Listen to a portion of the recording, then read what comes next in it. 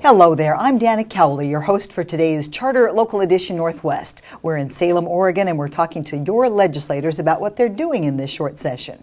My guest today is Representative Greg Barreto. Thank you for joining us. Well, thank you. Glad to be here. It's been short and it's been action-packed. What's the most challenging thing you've worked on this session? Well, I think the most challenging thing for me and also for our caucus has been the minimum wage bill. And we went to battle on that on the floor yesterday. We lost, but we put up a gallant effort, and I think showed the people that it isn't a good bill.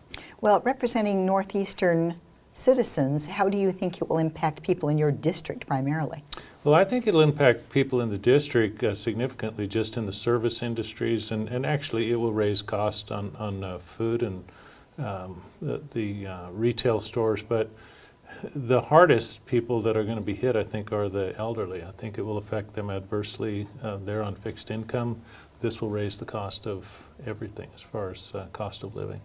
And then do you believe the way that it is phased in an incremental phase will dampen that, or the fact that the wage is different in different locations will maybe take the edge off of some of those concerns? Yeah, thank you.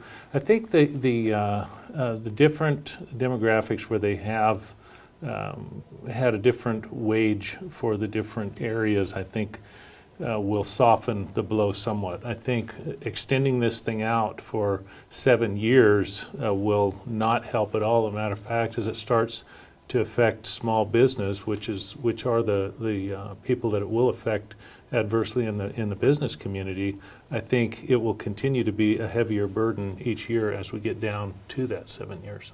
And then for the folks who are just watching and are just learning about this, can you give us more detail about the bill that actually passed and what it will mean to Oregon? Well, it was Senate Bill 1532, and it was passed through the Senate partisan vote, and it came to the floor yesterday in a fashion that it went down as a partisan vote too. For the most part, there were a couple of Democrats that voted against it, but it's a bad bill for Oregon. It artificially raises minimum wage, and I am one who thinks that wages should be raised based on supply and demand, not artificially from the government saying, okay, businesses, now you have to pay this much, when we already had the second highest minimum wage in the country for 10 years. And then what other things are you hoping to accomplish with the time you have left in the session? Well, I do have a wolf delisting bill, and actually it's not my bill, it's a committee bill. I ran it last year. I got a hearing, did not get worked, but the chair of my committee offered to run it as a committee bill, which gives it a little more weight because the chair recommends it. And so it did pass through Ag and Natural Resources Committee. It went to the floor and it passed 33 to 23, and now it's over in the Senate. It had hearings this week, and it will be heard again and hopefully worked next Tuesday.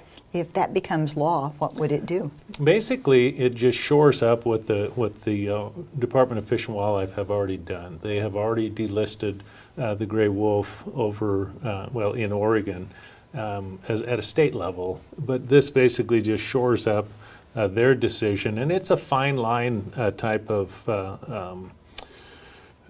bill to where it doesn't, we're not delisting legislatively, but we are saying this needs to take place in order for the wolf plan to continue to work. All right. Well, thank you so much for joining us. We appreciate what you're doing on behalf of Oregonians, and we appreciate you coming to be on the set with us. You're very welcome. Thank you for having me, and I've enjoyed it. Thank you for watching. This is Dana Cowley, Charter Local Edition Northwest in Salem, Oregon.